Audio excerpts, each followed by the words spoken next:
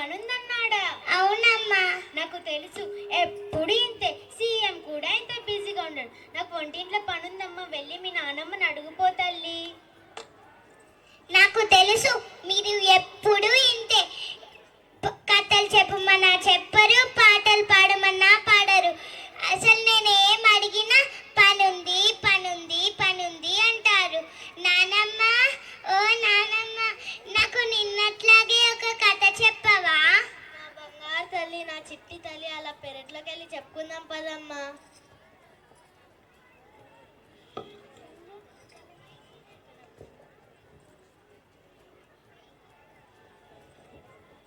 ఏంటి, ఏదో పాచిపోయిన వాసన వస్తుంది?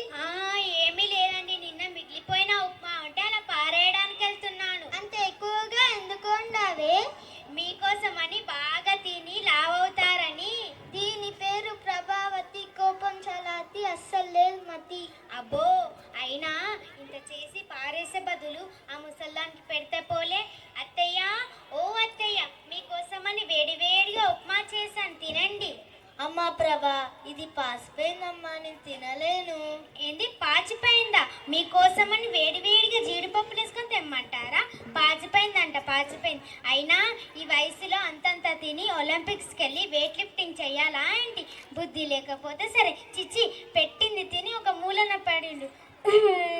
ఏమని ఇంట్లో ఇంతమందికి నేను చాకిరి చేయలేకపోతున్నారు. ఇప్పుడు నీకేమైంది? ఏం ఏం కాదండి, ప్రొద్దున అనగా మీరు వెళ్తారు, పాప స్కూల్కి వెళ్తుంది. మీరు వచ్చేంత వరకు ఆ ముసల్దానికి నేను సేవలు చేస్తూ ఉండాలా? అంత గొప్ప సేవలు ఏం చేసావని? ఏం చేసినా చెప్పాలా అండి? చెప్పకపోతే అర్థం చేసుకోలేరు. సరే సరే, ఇప్పుడు నన్ను ఏం చేయమంటావు? ఇంట్లో నేనన్ను ఉండాలి, లేదా ఆ ముసల్దన్న ఉండాలి? ఇప్పుడే చెప్పండి. ఈ వయసులో తను ఎక్కడికి వెళ్తుంది? ఎక్కడికన్నా పంపండి. ప్రతి ఊర్లో ఉన్నాయి కదా వృద్ధాశ్రమాలు, ఎక్కడో చోట చేర్చండి. వృద్ధాశ్రమానికి ఫోన్ చేయండి. చేస్తున్నా, ఇప్పుడే చేయండి.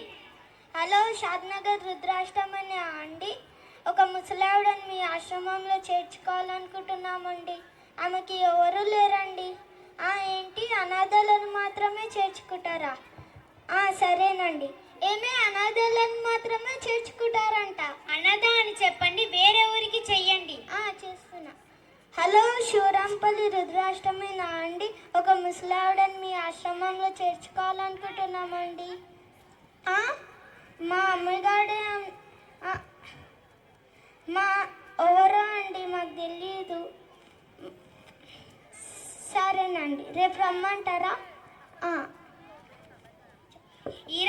ఇవాళ వస్తున్నామని చెప్పండి. ఏం చెప్పాలో కూడా చేత కదా. చిచి,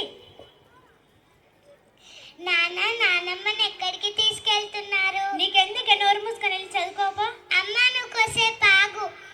చెప్పు నానమ్మని ఎక్కడికి తీసుకెళ్తున్నారు? ఏం లేదమ్మా, నానమ్మకి వయసు అయిపోయిందిగా, ఇంట్లో సరిగా చూసుకోలేకపోతున్నామమ్మా.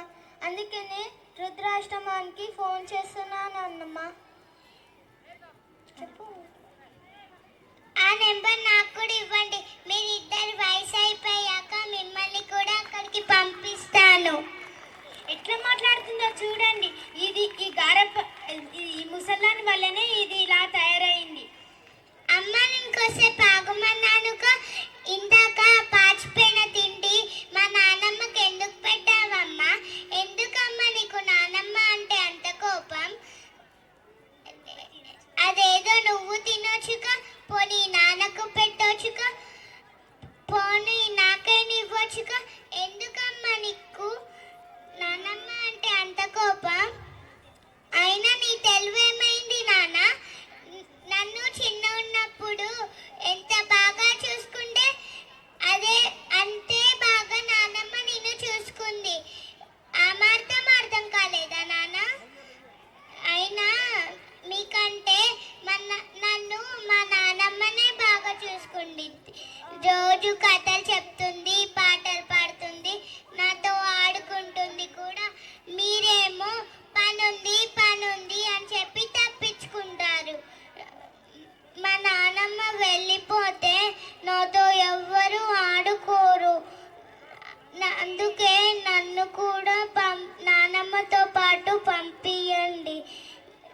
అప్పుడు మీరిద్దరూ హ్యాపీగా ఉండండి. అంత పెద్ద పెద్ద మాటలు మాట్లాడి మమ్మల్ని బాధ పెట్టకు తల్లి. మళ్ళీ నానమ్మ బాధపడదా అమ్మా? మా తప్పు మేము తెలుసుకున్నాం తల్లి, మమ్మల్ని క్షమించు. నన్ను కాదు, నానమ్మ కాళ్ళ మీద పడి క్షమించమని అడగండి. అమ్మ అమ్మ నా తప్పు తెలుసుకున్నా, నన్ను క్షమించా. నన్ను క్షమించనద్య, మీ విలువ తెలుసుకోలేకపోయా. ఇంకా లేవండి, క్షమించి